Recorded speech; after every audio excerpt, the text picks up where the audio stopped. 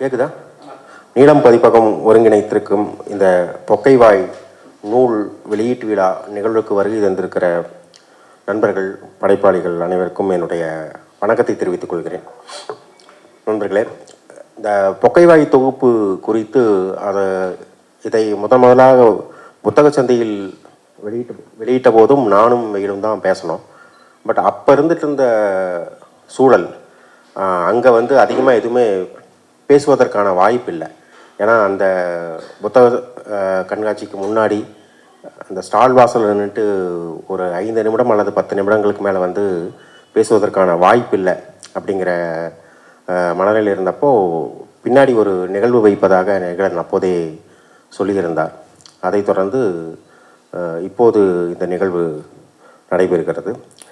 நான் இந்த ஒட்டுமொத்த தொகுப்பை பற்றியும் பேசுவதற்கு முன்னாடி சில விஷயங்களை நான் எனக்கு சொல்லலாம் அப்படின்னு தோணுது.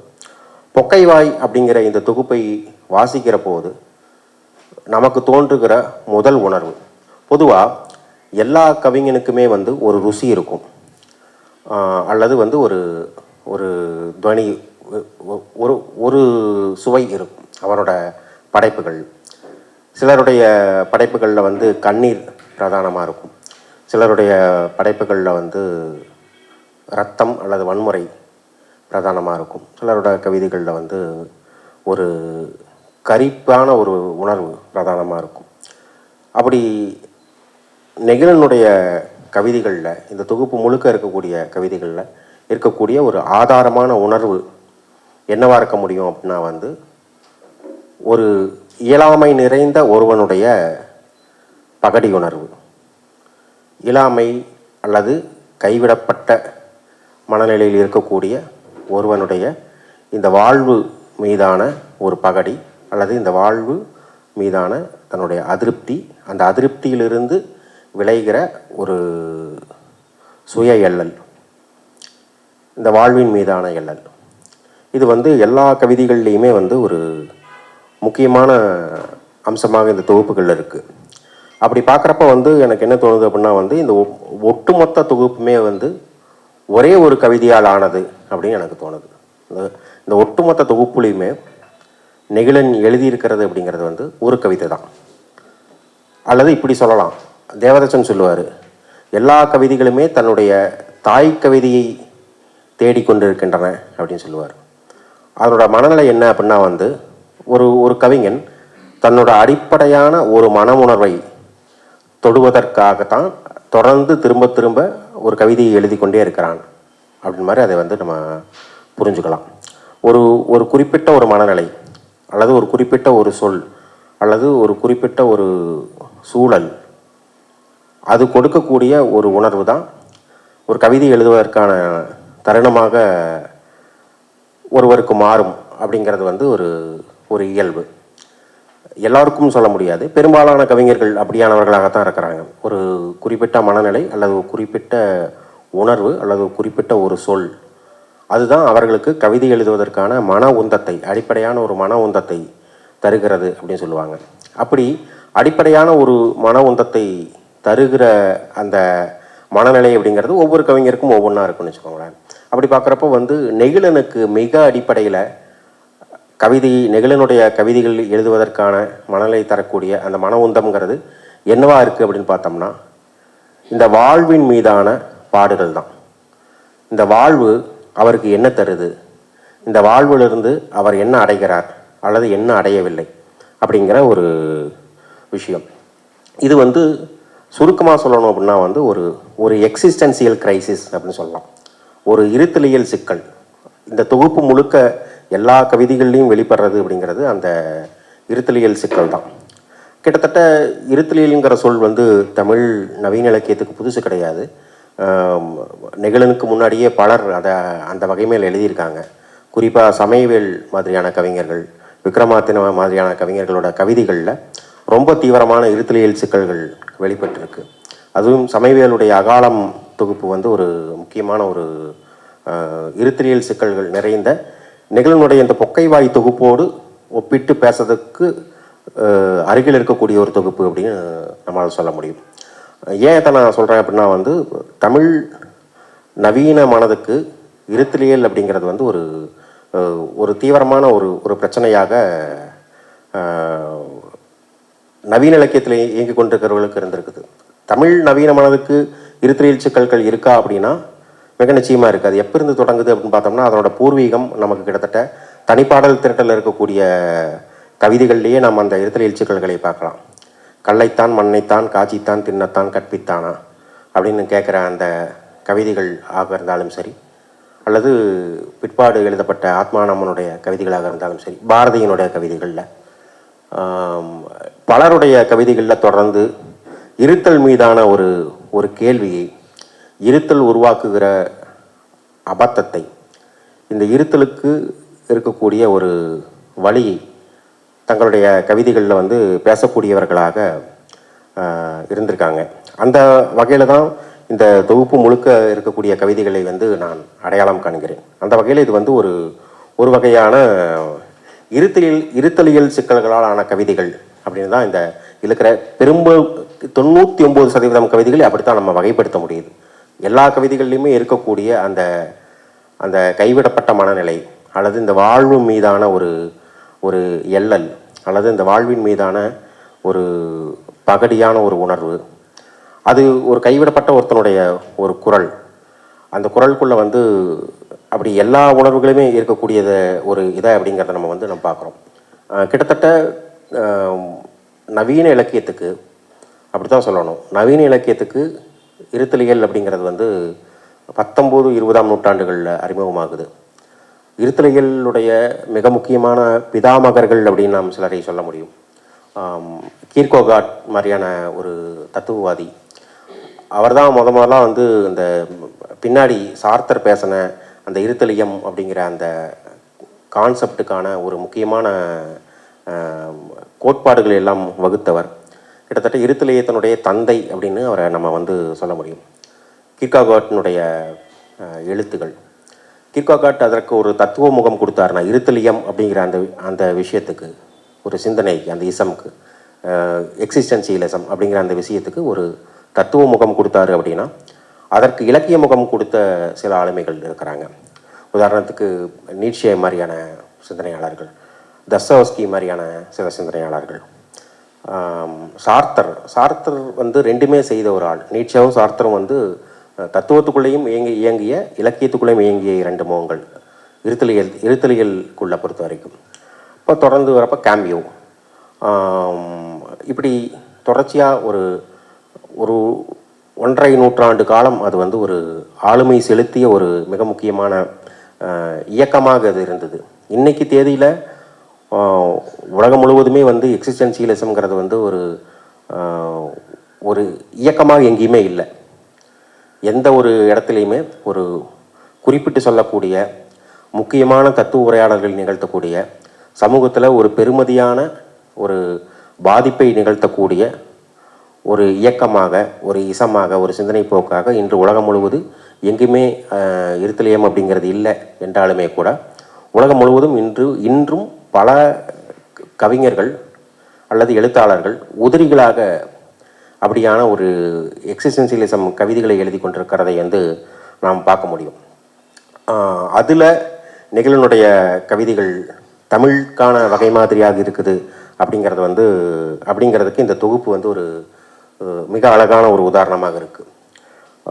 நான் ஒரு சில விஷயங்கள், இருத்தலியத்துக்கு அப்படின்னு சில அடிப்படையான பண்புகள் இருக்குது.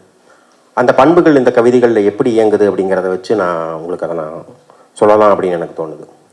இருத்தலியத்தினுடைய மிக முக்கியமான பண்புகள், முதல்ல இருத்தலியல்னா என்ன அப்படின்னு நாம் பார்த்தோம் அப்படின்னம்னா, ஒரு தத்துவமாக அல்லது அதை எப்படி புரிஞ்சுக்கலாம், இருத்தலியம்னா என்ன அப்படிங்கிறது புரிஞ்சுக்கலாம் அப்படின்னா, மனித வாழ்வனுடைய இருப்பென்பது மிக முழுமையாக அவனுடைய சுயத்தால் ஆனது தான். மனித வாழ்வனுடைய இருப்பென்பதற்கு எவ்வகையிலும் கடவுள் என்ற கருத்தியலோ அல்லது அரசு என்கிற நிறுவன அமைப்போ அல்லது சமூகம் இதுவரைக்கும் கற்றுக் கொடுத்த தத்துவார்த்த சிந்தனை முறைகளோ எதுவுமே பொறுப்பு கிடையாது. உன் வாழ்வுக்கு முழுமையாக நீ தான் பொறுப்பு. உன் வாழ்வில் நிகழ்கிற அனைத்தும் நீ உருவாக்கிக்கிட்டது, நீ கற்பனை பண்ணிக்கிட்டது, உன் வாழ்க்கைக்கு எல்லா வகையிலையும் மற்றவர்கள் எந்த வகையிலும் பொறுப்பு இல்லை. சமூகமோ அரசோ கடவுளோ பிற அமைப்புகளோ எதுவுமே பொறுப்பு இல்லை. இந்த வாழ்வு முழுமையாக உன்னோட கையில் இருக்குது.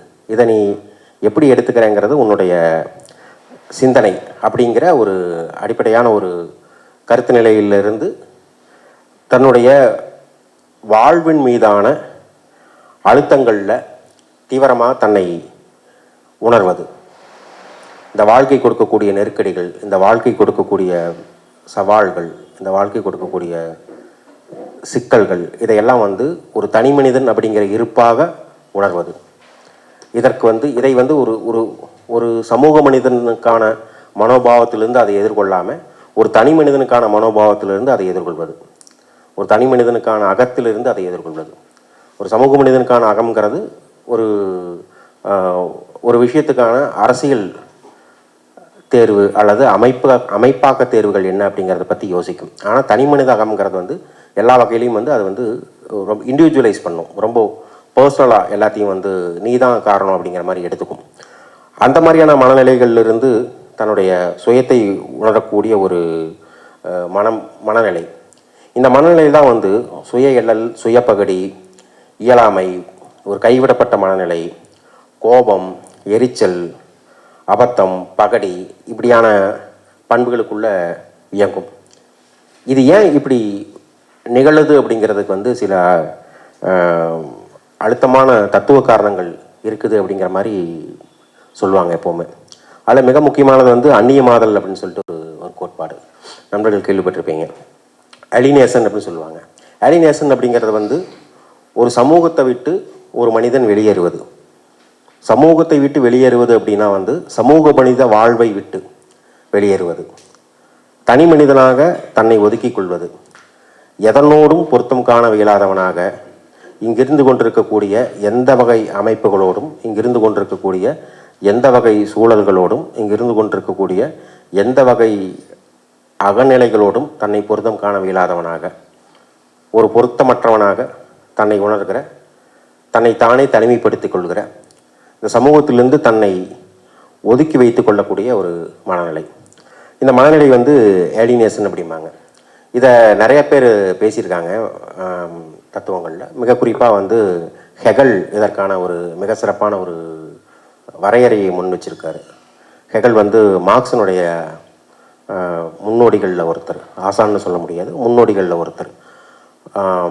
ஹெகல் கிட்ட இருந்து மார்க்ஸ் அந்த அந்நியமாதல்ங்கிற கோட்பாட்டை எடுத்துக்கிறாரு. மார்க்ஸ் எப்படி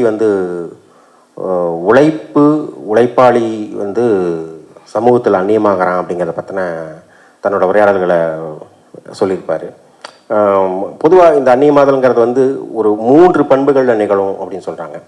ஒன்று ஆப்ஜெக்டிவான ஒரு பண்பு, இன்னொன்று சப்ஜெக்டிவான ஒரு பண்பு, மூணாவது கம்ப்ளீட். அந்த 2 பண்பும் சேர்ந்த ஒரு வகை. ஆப்ஜெக்டிவான பண்பு அப்படின்னா என்ன அப்படின்னா நடைமுறையில் ப்ராக்டிக்கலாக ஒருத்தன் இந்த சமூகத்திலிருந்து அந்நியமாகி இருக்கிறது. இது என்னுடைய நிலம் இல்லை, இவர்கள் என்னுடைய மக்கள் இல்லை, இது என்னுடைய கூட்டம் இல்லை, நான் இங்கு பிறந்தவன் இல்லை அப்படின்னு தன்னோட இருப்பை முழுமையாக தனியாக உணர்வது ஒரு வகையான அகதி மனநிலை.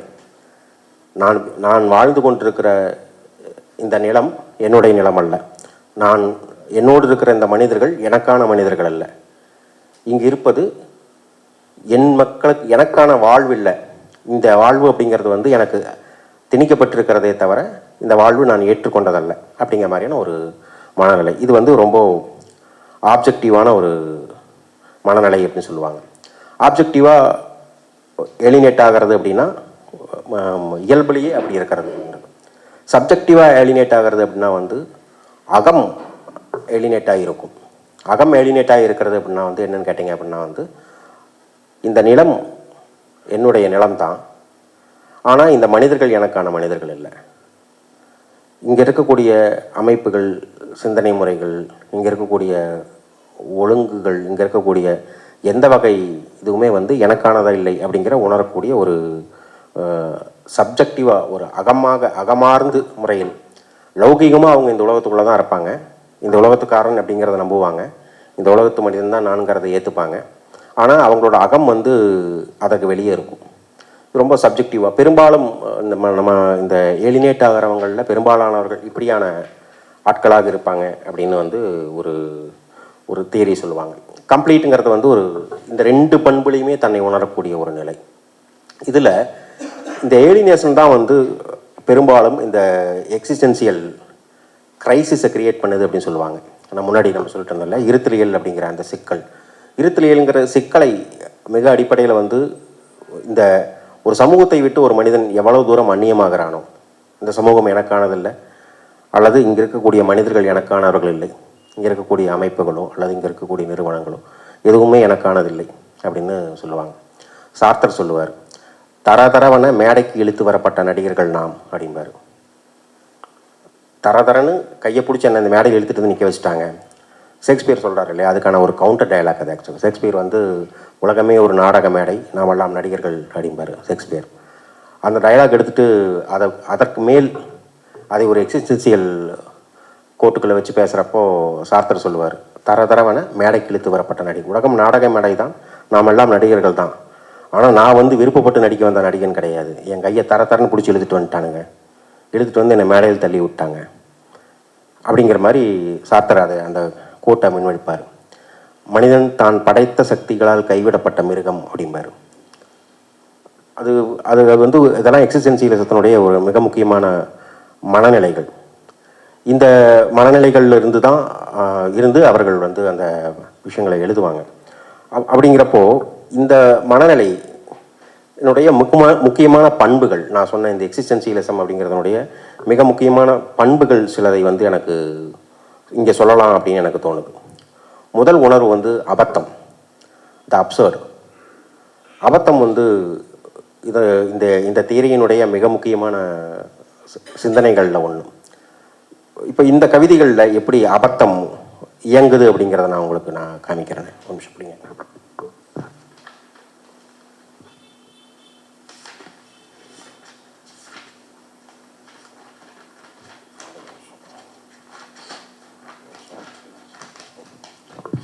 இந்த தொகுப்போட முதல் கவிதையே நான் ஒரு உதாரணமாக சொல்ல முடியும். இது வந்து ஏந்தலின் ராகம் அப்படின்னு சொல்லிட்டு ஒரு கவிதை.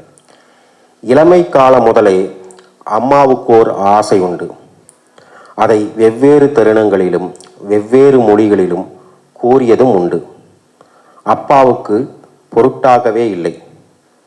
இன்று யார் யாரையோ கெஞ்சி கூப்பிட்டு பார்த்துவிட்டு கையிலே அவிழாதபடி இறுக முடிச்சிட்டு தோளில் வாழை இலை கட்டு சுமைப்பது போல 2 மைல் தூரம் தூக்கி கொண்டு போனார்.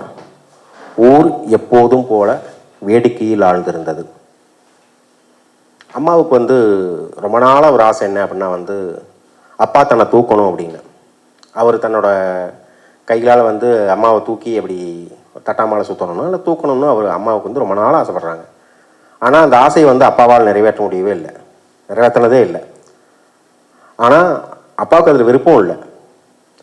அப்படி விருப்பமே இல்லாமல் இருந்த அப்பாவுக்கு அதை செய்ய வேண்டிய ஒரு நிர்பந்தம் உருவானது. எப்போ அந்த நிர்பந்தம் வருது அப்படின்னா அவங்க அம்மா இறந்துடுறாங்க. அவங்க அம்மா இறந்ததுக்கப்புறம் தூக்கிட்டு போகிறதுக்கு யாரையோ கூப்பிட்றாங்க, யாருமே வரல. ஒரு ஆளும் இல்லாத ஒரு காலகட்டம். என்ன காரணம்னு சொல்லல கவிஞர் அந்த கவிதையில், என்ன காரணம்ங்கிறத சொல்ல. கொரோனாவில் இறந்தாங்களா இல்லை வேறு ஏதாவதா, ஏன் அவர்கள் அவ்வளோ தூக்கிட்டு போகிறதுக்கு கூட யாரும் இல்லாத அளவுக்கு ஏன் கைவிடப்பட்டார்கள்ங்கிறத பற்றிலாம் எந்த இதுவும் இல்லை. ஆனால் தூக்கிட்டு போகிறதுக்கு கூட யாருமே இல்லை அப்படிங்கிற ஒரு இடத்துக்கு அது போயிருந்தது.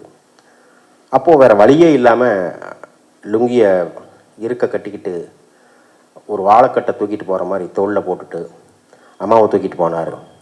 இப்படியாக அம்மாவுடைய அந்த ஏக்கம் அவங்களோட மரணத்தில் நிறைவேறிச்சு.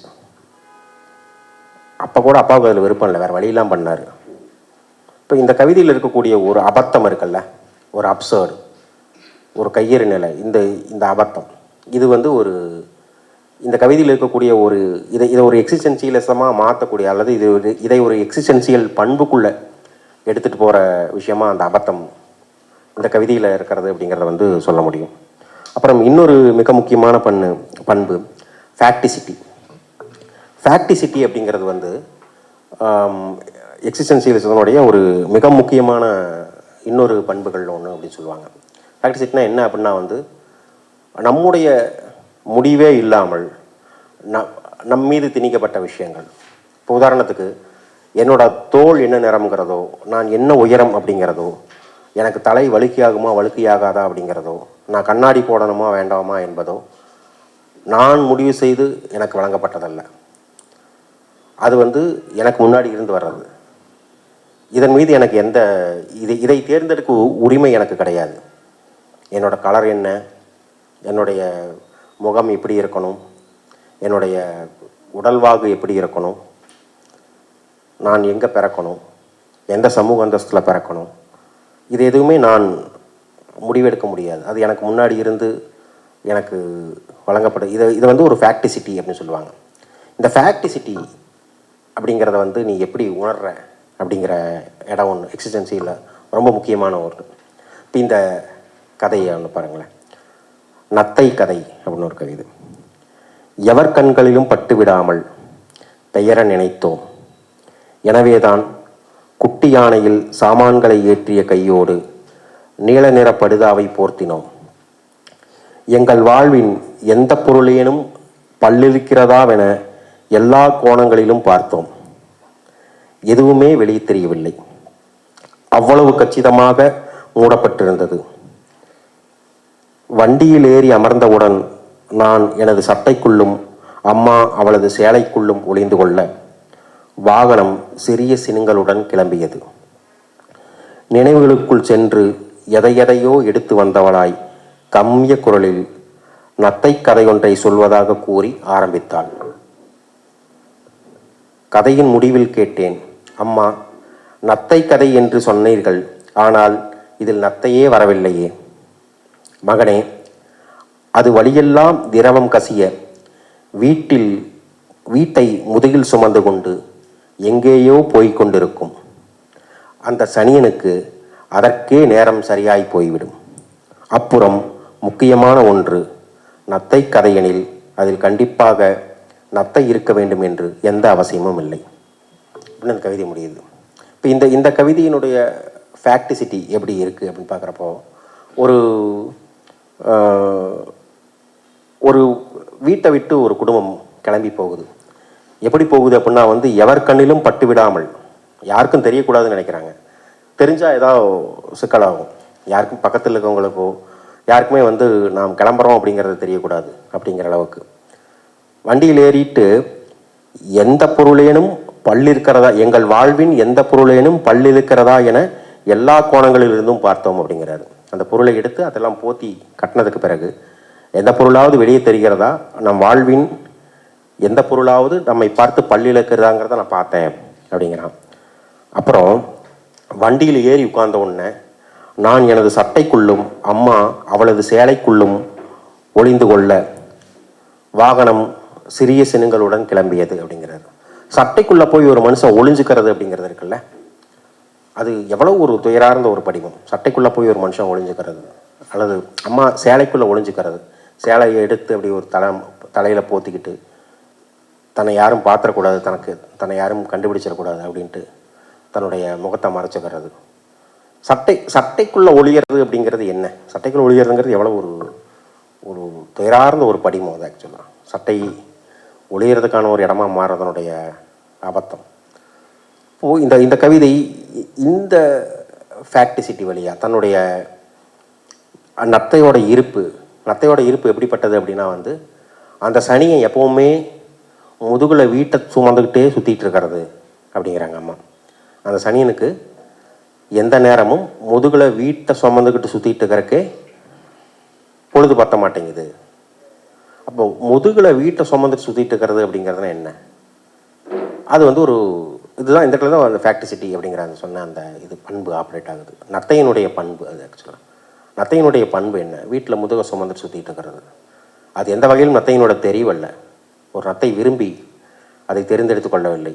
தான் முதுகில் வந்து ஒரு வீட்டை சுமந்துட்டு சுற்றணும் அப்படிங்கிற முடிவு அது அதன் மீது வழங்கப்படுகிறது. அப்படிங்கிற மாதிரி இந்த மனிதனுக்கு அல்லது இந்த கவிதையில் வரக்கூடிய நாயகனுக்கு அவனுடைய வீட்டை சுமந்து கொண்டு எந்நேரமும் எங்காவது சென்று கொண்டே இருக்க வேண்டும்ங்கிறது அவனோட தெரிவல்ல, அது அவன் எடுத்த முடிவல்ல.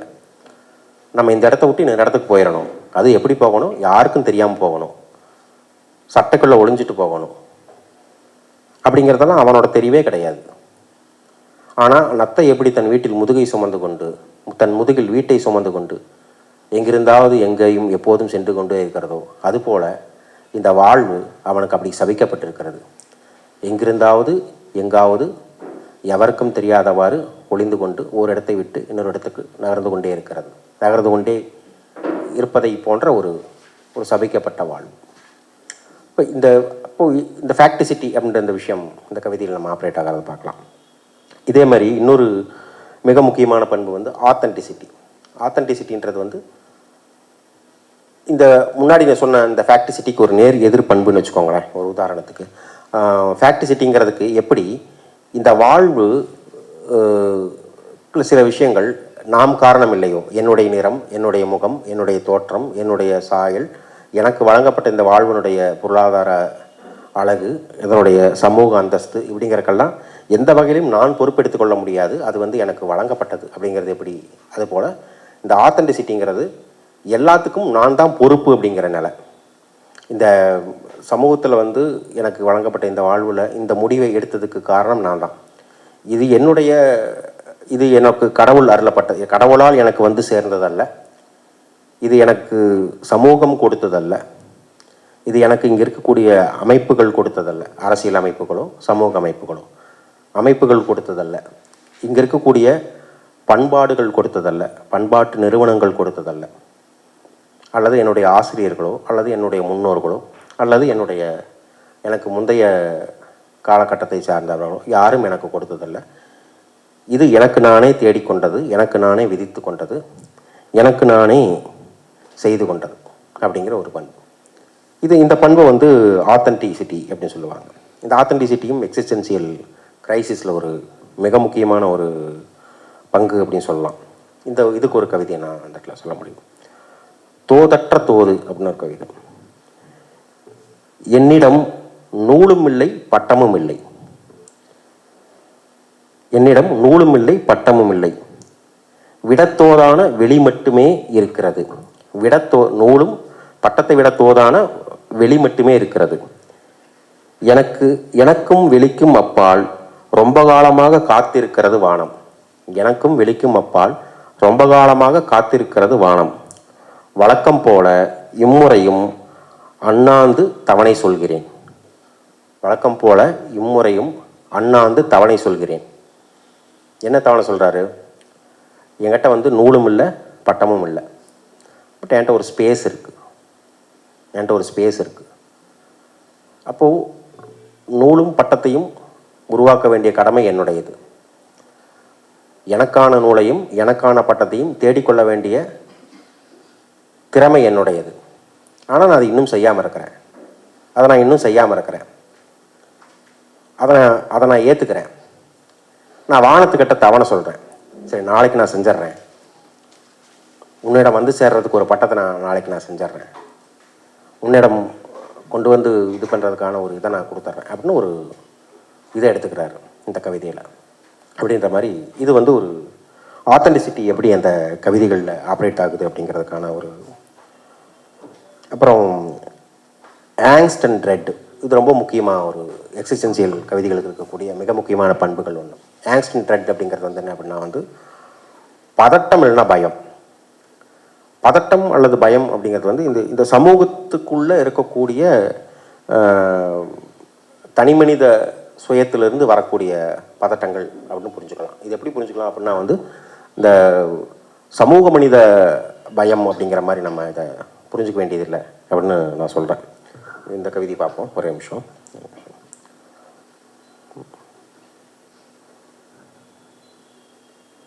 இப்போது இந்த கவிதை சொல்லலாம், பட் இது ஒரு மாதிரி இர்ரெலவெண்ட்டாக இருக்குது. இந்த இடத்துல வேண்டாம், நான் வேற ஒரு கவிதை சொல்கிறேன்.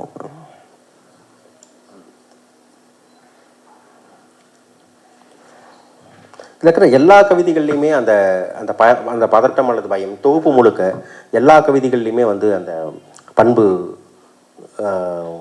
உள்ளொடுங்கி இருக்கிறது அப்படிங்கிறத வந்து பார்க்கலாம். இந்த சமூகம் மீதான அல்லது இந்த வாழ்வு மீதான அல்லது வந்து இந்த இருப்பு மீதான ஒரு வகையான பயம் அல்லது வந்து அது உருவாக்கக்கூடிய ஒரு பதட்டம், இதை எதிர்கொள்வதற்கு, இந்த வாழ்வை எதிர்கொள்வதற்கு, இந்த சமூகத்தை எதிர்கொள்வதற்கு, இந்த ஒவ்வொரு நாளையும் எதிர்கொள்வதற்கு உருவாகக்கூடிய ஒரு பயம் அல்லது ஒரு பதட்டம் எல்லா கவிதைகளும் ஒரு உள்ளார்ந்த நிலையில் இந்த கவிதைகளுக்குள்ளே ஆப்ரேட் ஆகுது அப்படிங்கிறத பார்க்கலாம். அப்புறம் அடுத்த பண்பும் அதே மாதிரி தான், டெஸ்பேருங்கிறது வந்து ஒரு விரக்தி, கைவிடப்பட்ட ஒரு மனநிலை. இந்த தொகுப்பு முழுக்க எல்லா கவிதைகள்லையுமே ஒரு கைவிடப்பட்டவனுடைய மனநிலை இருக்குது, கைவிடப்பட்டவனுடைய ஒரு குரல் இருக்குது, அது குறித்த ஒரு விரக்தி இருக்குது. இப்போ நான் படித்த கவிதைகள்லேயே நீங்கள் கவனிச்சிருப்பீங்க, ஒரு 2-3 கவிதைகள் சொன்னால் அந்த கவிதைகள்லேயே ஒரு எப்படி வந்து கைவிடப்பட்ட ஒருத்தனுடைய குரல் அதில் எப்படி பதிவாயிருக்கு, விரக்தி, நாளை குறித்து, இது குறித்த ஒரு நம்பிக்கையின்மை. இது எப்படி மாறும்னு கேட்டிங்கன்னா வந்து ஒரு பாசிட்டிவிசத்துக்கும் ரேஷனலிசத்துக்கும் எதிரான ஒரு மனநிலையை உருவாக்கும். பாசிட்டிவிசம் அப்படிங்கிறது வந்து ரொம்ப நேர்மறையான மனோபாவம். இந்த நேர்மறையான மனோபாவத்துக்கும் ரேஷனலிசம்னு சொல்லப்படுற காரணகாரியவாதம், தர்க்கவாதம், இந்த விஷயத்துக்கு எதிராக அது வந்து இருக்கும். காரணகாரியவாதத்தை இது ஏற்றுக்காது. காரணகாரியவாதம் வந்து ஒரு அப்சர்ட் அப்படின்னு சொல்லும். காரணகாரியம், இதுக்கு எதுக்கும் காரணகாரியம் கிடையாது, காரணகாரியம் பற்றி நமக்கு ஒன்றும் தெரியவும் தெரியாது. நான் ஏற்கனவே சொன்னேன் இல்லையா, சார்த்தருடைய அந்த கோட், அதுதான். தன் படைத்த சக்திகளால் மனிதன் தான் படைத்த சக்திகளால் கைவிடப்பட்ட ஒரு மிருகம். மனிதன் தான் படைத்த அவனை படைத்த சக்திகளால் அவன் கைவிடப்பட்ட ஒரு மிருகம் அப்படின்னு சொல்கிறப்பே வந்து அது ரேஷனலிசத்துக்கு எதிரான தன்னுடைய மனோபாவத்தை முன்வைக்கிறது. அப்போது அதே மாதிரி இந்த பாசிட்டிவிசம், நாளைக்கு எல்லாமே நல்லா இருக்கும், நாளைக்கு எல்லாமே மாறிடும், இனி எல்லாம் சுகமே, எல்லாம் நல்லதுக்கு, எல்லாம் நன்மைக்கு, இந்த மாதிரியான பாசிட்டிவான தாட்ஸ், இந்த மாதிரியான பாசிட்டிவான இந்த மனநிலைக்கு எதிரான ஒரு மனோபாவம் இந்த கவிதைகளில் இருக்கும். இது இப்போ நான் சொன்ன இந்த விஷயம் இருக்கு இல்லையா, இந்த ஃபேக்டிசிட்டி, ஆத்தென்டிசிட்டி, அப்புறம் இந்த ஆங்ஸ்ட் அண்ட் ட்ரெட், அப்புறம் இந்த டெஸ்பேர், அப்புறம் இந்த பாசிட்டிவிட்டிக்கும் ரேஷனலிசத்துக்கும் எதிரான இந்த மனநிலை, இது எல்லாமே வந்து எக்ஸிஸ்டென்சியல் கவிதைகளுடைய இயல்புகளில் ஒன்று. இந்த கவிதைகளுக்கு இப்படியான கவிதைகளுக்குள் இந்த பண்பு இயங்கும். எக்ஸிஸ்டென்சியல் கவிதைகளுடைய அடிப்படையான பண்பு நலங்களில் ஒன்று அப்படின்னு இந்த கவிதைகளை நாம் சொல்ல முடியும். அப்புறம் இந்த கவிதைகளுடைய மொழியை பற்றி சொல்ல வேண்டும்னா, இந்த கவிதையில் ரொம்ப ரொம்ப சிக்கலான மொழி அப்படியெல்லாம் எதுவுமே இல்லை. ரொம்ப எளிய சரளமான ஒரு மொழியில் தான் எழுதப்பட்டிருக்கு. அப்புறம் பெரும்பாலான கவிதைகள் வந்து மிக நேரடியாக பொருள் கொள்ளத்தக்கன. அந்த கவிதைக்கு எந்த வகையிலான படிம அர்த்தங்களோ குறியீடு சார்ந்த அர்த்தங்களோ அப்படியெல்லாம் எதுவுமே இல்லை. ஒரு நேரடியாக ஒரு நேர் பேச்சில் நம்ம வந்து ஒரு சொல்லுக்கு என்ன பொருள் எடுத்துக்கொள்வோமோ அந்த பொருளை அப்படியே எடுத்துக்கலாம். இப்போ நான் பேசிகிட்டு இருக்கிறதுக்கு நீங்கள் அப்படியே நேரடியான ஒரு பொருள் எடுத்துக்கிறீங்களோ அதுக்கு எந்த வகையான படிம அர்த்தங்களும் குறியீட்டு அர்த்தங்களும் கொடுத்துக்காம எப்படி எடுத்துக்கொள்ள முடிகிறதோ அதுபோல் இந்த கவிதையில் வரக்கூடிய எல்லாம் அப்படியே இருக்குது. இந்த கவிதையில் வரக்கூடிய ஒரு லாரியாகவே இருக்குது, ஒரு மரமாகவே இருக்குது. எல்லாமே எந்த ஒன்றுமே அதனுடைய குறியீட்டு தளத்துக்குள்ள மொழியினுடைய அந்த சூப்பர் நேச்சருக்குள்ளே இயங்கக்கூடிய மாதிரி இல்லை. அது இந்த கவிதையினுடைய மிக முக்கியமான பண்புகளில் ஒன்று. இன்னும் சொல்லப்போனால் இருத்தலியல் கவிதைகளுடைய அடிப்படையான பண்புகளில் ஒன்றும் கூடாது.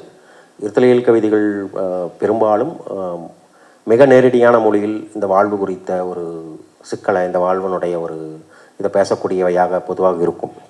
அப்படி தான் இந்த கவிதைகளும் இருக்குது.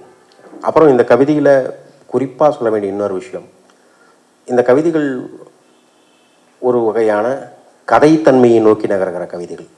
சில கவிதைகள் இப்போது இந்த கவிதைகளுக்குள்ள பெரும்பாலான கவிதைகளுக்குள்ள அப்படி இருக்கிறப்ப என்ன ஆகும்னு கேட்டிங்கன்னா வந்து அந்த சைலன்ஸ் வந்து கடைசியில் கிரியேட் ஆகும். அந்த ஒரு படைப்பில், ஒரு கலை படைப்பில் எப்போவுமே வந்து நான் சொல்லுவேன் அதைய, சைலன்ஸ் எங்கே கிரியேட் ஆகுதுங்கிறது ரொம்ப முக்கியம். எங்கே அமைதி இருக்குது அப்படிங்கிறது, ஒரு இசைத்துணுக்குள்ள அமைதி எங்கே இருக்குது அப்படின்னு கேட்டிங்கன்னா வந்து ஒரு பீட்டுக்கும் இன்னொரு பீட்டுக்கும், ஒரு குறிப்புக்கும் இன்னொரு குறிப்புக்கும் இடையில் ஒரு சைலன்ஸ் இருக்கும். அந்த சைலன்ஸ் தான் அந்த இசைக்குறிப்பை இசையாக மாற்றும். ஒரு இசைக்குறிப்புக்கும் இன்னொரு இசைக்குறிப்புக்கும் இடையில் இருக்கக்கூடிய அமைதி. அதுபோல் ஒரு கவிதையில் சைலன்ஸ் எங்கே இருக்கும்னு கேட்டிங்கன்னா 2 வார்த்தைகளுக்கு இடையில் இருக்கும்.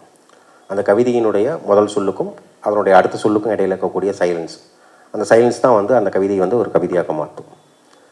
சிறுகதைகளுக்குள்ள சைலன்ஸ் எங்கே இருக்கும்னு பார்த்தீங்கன்னா வந்து சிறுகதையினுடைய முடிவில் இருக்கும். ஒரு சொல்லுக்கும் இன்னொரு சொல்லுக்கும் இடையில் இருக்காது.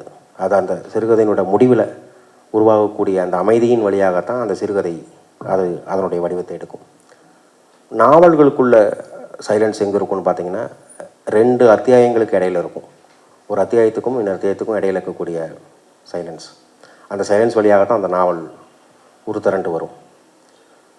எப்படி சொல்லப்பட்டவையின் வழியாக பொருள் உருவாகி வருகிறதோ அதுபோல் சொல்லப்படாதவையின் வழியாகவும் ஒரு பொருள் உருவாகி வரும். அதுதான் நாவலுடைய பொருள், அதான் கலையினுடைய பொருள். சொல்லப்பட்டவன் வழியாக உருத்திரண்டு வருவதைப் போலவே சொல்லப்படாதன் வழியாகவும் ஒரு கலை உருத்திரண்டு வருகிறது. அப்படிங்கிறப்போ இந்த கவிதைகளுக்குள்ள, பெரும்பாலான கவிதைகளுக்குள்ள சைலன்ஸ் எங்கே கிரியேட் ஆகுதுன்னு பார்த்தீங்கன்னா அந்த கவிதை முடிகிற இடத்துல உருவாகுது. அந்த கவிதை எங்கே முடியுதோ அதன் பிறகு தான் அந்த சைலண்ட் கிரியேட் ஆகுது. இது இந்த கவிதைகளை என்னவா மாட்டுது அப்படின்னா வந்து ஒரு கதை பண்புள்ள அப்படிங்கிற ஒரு தன்மையை நோக்கி இது நகர்த்துது. சிறுகதையினுடைய இயல்பு தான் அது. ஆக்சுவலாக சைலன்ஸ் எங்கே கிரியேட் ஆகுது, சைலன்ஸ் கதை முடிஞ்சோன்னு கிரியேட் ஆகுது அப்படிங்கிறது வந்து ஒரு சிறுகதையினுடைய பண்பு. கவிதைகளுடைய பண்பு அப்படிங்கிறது வந்து சைலன்ஸ் 2 சொற்களுக்கு இடையில கிரியேட் ஆகணும் அப்படிங்கிறது ஒரு செவ்வியலான அர்த்தத்தில் கவிதைகளுக்குள்ள சைலன்ஸ் ஆப்ரேட் ஆக வேண்டிய முறைமை அது ஆக்சுவலாக. ஆனால் இந்த தொகுப்பில் பெரும்பான்மையான கவிதைகளில் அந்த மௌனம் அந்த இறுதியில் தான் நிகழுது.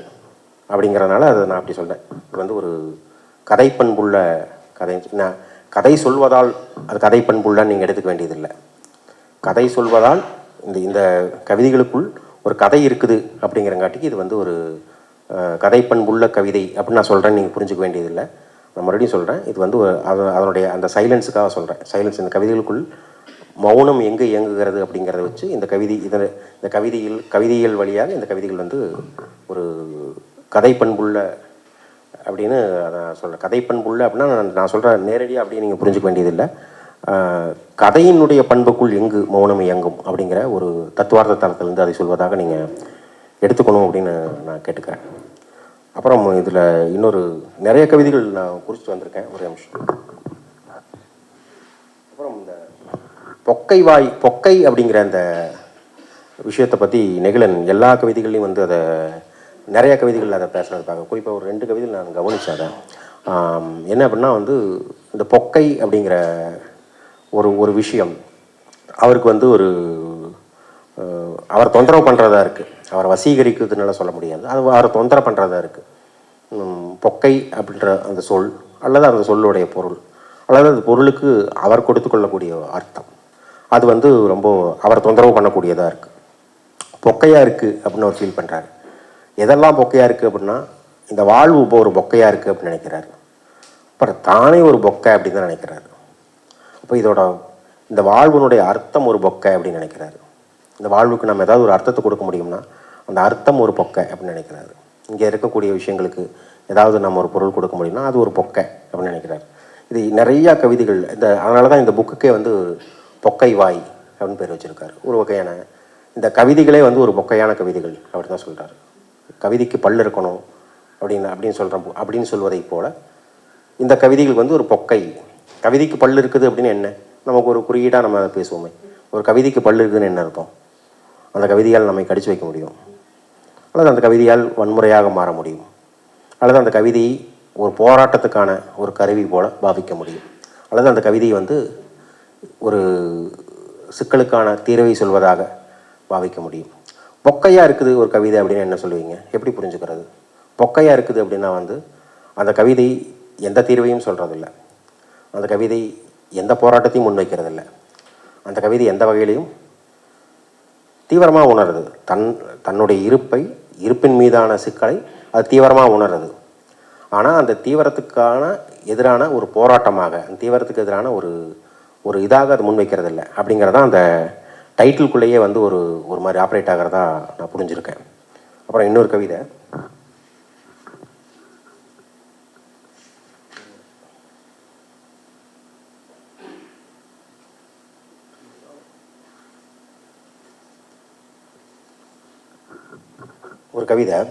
கொசுவே ஜெயம் அப்படின்னு ஒரு கவிதை. இது ஒரு பகடையான ஒரு கவிதை தான். ஆனால் இதற்குள்ளேயும் ஒரு இது இருக்கிறத பார்க்கலாம். புதிதாய் குடிபுகுந்த வீட்டில் ஒரு கொசு கூட இல்லை என்று தெரிந்து கொண்ட இரவில் நாங்கள் தூக்கம் இழந்தோம். புதிதாய் குடிபுகுந்த வீட்டில் ஒரு கொசு கூட இல்லை என்று தெரிந்து கொண்ட இரவில் நாங்கள் தூக்கம் இழந்தோம். ஏன்னா அது வரைக்கும் கொசுக்கடியோடையே வாழ்ந்து பழகியாச்சு. திடீர்னு கொசுக்கடை இல்லைங்கிற யதார்த்தத்தை தாங்கவே முடியல.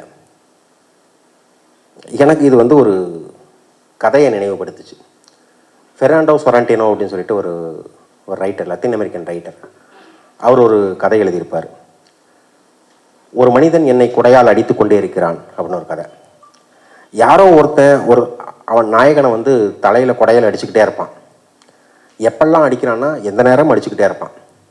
இவன் தூங்கும்போது, பேருந்தில் செல்கிற போது, வகுப்பில் இருந்து கொண்டிருக்கிற போது, கழிப்பறையில் இருந்து கொண்டிருக்கிற போது, மனைவியோடு இருந்து கொண்டிருக்கிற போது, எப்பவும் இவனோட தலையில் அந்த குடையால் அவன் அடிச்சுக்கிட்டே இருப்பான். அவன் கையில் ஒரு குடை வச்சுருப்பான். அவன் குடையால் அவன் தலையில் ஓங்கி ஓங்கி அடிச்சுக்கிட்டே இருப்பான். அந்த கதையோட டைட்டில் அதுதான், ஒரு மனிதன் என்னை குடையால் அடித்து கொண்டிருக்கிறான். இவனுக்கு அது புரியவே புரியாது. யாரா இவன், எதுக்கு நம்மளை குடையில் அடிச்சுட்டே இருக்கிறான், என்ன இவன் பைத்தியமா நம்ம பைத்தியமா என்ன அது அப்படின்னு இவன் திரும்பி அவன்கிட்ட கேட்கவும் முடியாது. ஆனால் அவன் பாட்டுக்கு கடமையே கண்ணா இவனை அடிச்சுக்கிட்டே இருப்பான். இவனுக்கு அந்த அடிச்சு அவனுக்கு அந்த அடி வந்து பழகி போயிடும்.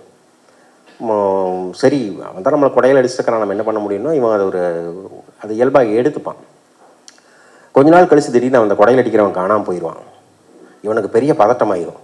என்னாச்சுன்னு தெரியல, எங்கே போனான் அவன், இத்தனை நாள் அடிச்சுத்தானே இருந்தான், நல்லா தானே இருந்துச்சு, ஏன் அடிக்காமல் போயிட்டான், ஏன் என்னை அடிக்கவே இல்லை அவன் அப்படின்னு பயங்கரமாக இவன் வந்து பெரிய பதட்டத்துக்கு ஆளாயிடுவான். அவனுக்கு என்ன ஆயிருக்கும், எங்கேயாவது வண்டியில் அடிபட்டானா, செத்து போயிடுவானோ, செத்து போயிட்டானா, இல்லை வேறு ஏதாவது நிகழ்ந்துருக்குமா, அல்லது வேறு யாராவது குடையில் அடிக்க போயிட்டானா, ஏன் என்னை குடையில் அடிக்க சொன்னது யார், ஏன் அவன் குடையில் அடிக்கிறது நிறுத்தினா, இப்படியெல்லாம் அவனுக்கு நிறைய குழப்பம் ஆரம்பித்து இவனுக்கு பெரிய பதட்டமாயிரும். கொஞ்ச நாள் முழுக்க இவனை குடையில் யாருமே அடிக்க மாட்டாங்க. இவனால் அந்த பதட்டத்தை தாங்கவே முடியாது. என்னை யாருமே குடையில் அடிக்க மாட்டேங்கிறாங்க, என்னை யாருமே குடையில் அடிக்க மாட்டாங்கன்னு புலம்புறக்க ஆரம்பிச்சிருவான். கொஞ்ச நாள் கழித்து மறுபடியும் அவன் குடையில் அடிக்க ஆரம்பிச்சுன்னு எனக்கு நிம்மதியாயிடும். அப்பாடா, நல்ல வேலை அவனை குடையில் அடிச்சுட்டுருக்கிறேன், எல்லாமே நார்மலாக இருக்குது, எதுவும் அசௌகரியமாக எதுவும் நடக்கலை, நான் பயந்துக்கிற மாதிரி எதுவுமே நடக்கலை, எல்லாம் அதனோட இயல்புக்கு வந்துருச்சு, இப்போ நம்ம கொஞ்சம் நிம்மதியாக இருந்துக்கலாம். ஏன்னா அவனை குடையில் அடிக்க ஆரம்பிச்சிட்டான். அப்போ ஏன்னா அவனை குடையில் அடிச்சுட்டு இருக்கிறதுங்கிறது ஒரு இயல்பானதுங்கிறது மாதிரி. அந்த மாதிரி இங்கே இந்த கவிதையில் வந்து பார்த்தீங்க அப்படின்னா வந்து கொசு ஒருத்தனை வந்து கடிச்சிக்கிட்டே இருக்குது அப்படிங்கிற சூழல்லையே வாழ்ந்துட்டு இருக்கிறான். திடீர்னு அந்த கொசு வந்து அவனை வந்து கடிக்காத ஒரு வீட்டுக்கு போனோன்னா இவனால் அந்த ரியாலிட்டியை அவனால் எதிர்கொள்ள முடியல. அது எப்படி கொசு இல்லாத ஒரு வீடு, கொசு இல்லாத வீட்டுக்குள்ளே எப்படி ஒரு மனுஷன் வாழ முடியும், கொசுக்கடி இல்லாத வாழ்க்கைங்கிறது அவனால் நினச்சே பார்க்க முடியல. அதில் என்னமோ தப்பு இருக்குது அப்படின்னு தோணுது. கொசுக்கடி இல்லாத வாழ்க்கை வந்து என்னமோ தப்பானது, அது ஏதோ ஒரு சதி அல்லது ஏதோ ஒரு சிக்கல், அது ஏதோ ஒரு அசௌகரியம் அப்படிங்கிறது வீடுகளுக்குள்ள பழைய துணிகளை போட்டு வைக்கிறது, தண்ணீரை வந்து அசுத்தமாக வாசல்லையே ஊற்றி வைக்கிறது, இதை வந்து கசங்களாக வைத்திருப்பது, என்னென்னலாம் பண்ண முடியுமோ அதெல்லாம் செய்து வீட்டுக்குள்ளே கொசுவை வர வச்சிடுறாங்க.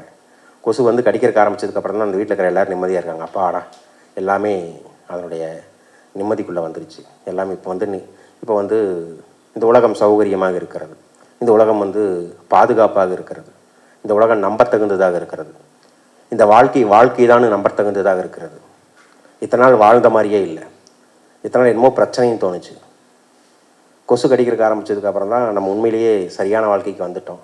வண்டி இத்தனை நாள் வேறு எங்கேயோ போயிட்டு இருந்தது, இப்போ தான் ட்ராக்குக்கு வந்திருக்கு, எல்லாமே கரெக்டாக இருக்குது அப்படின்னு ஒரு ஆசுவாசம் பிறக்குது, அப்படின்னு ஒரு நிம்மதி பிறக்குது. இது ஒரு கவிதை. இந்த கவிதை எனக்கு அந்த கதையை நினைவுபடுத்துச்சு. இப்படியாக இந்த தொகுப்பு முழுக்க இருந்து கொண்டிருக்கக்கூடிய கவிதைகள் அதனுடைய உள்முகப் பண்பிலும் வெளிமுகப் பண்பிலும் ஒரு எக்ஸிஸ்டென்சியல் கவிதைகளாக இருத்தலியத்தை முன்வைக்கக்கூடிய அல்லது இருத்தலிய சிக்கல்களை பேசக்கூடிய அந்நியமாதல் பண்பு நிறைந்த ஒரு அகமான கவிதைகள் அப்படின்னு நான் அந்த கவிதைகளை நான் வந்து வரையறை செய்கிறேன். தொடர்ந்து நெகிழன் இப்படியான கவிதைகள் எழுதுவாரா அப்படிங்கிறது எனக்கு தெரில, அது அவருடைய பயணம், அப்புறம் அவருடைய மன இயல்பு. ஆனால் இந்த தொகுப்பின் வழியாக நான் பார்ப்பது அப்படிங்கிறது அப்படியான ஒரு இருத்தலியல் சார்ந்த ஒரு மனநிலையைத்தான். நெகிழனுக்கு என்னுடைய வாழ்த்தை சொல்லி விடைபெறுகிறேன். நன்றி, வணக்கம்.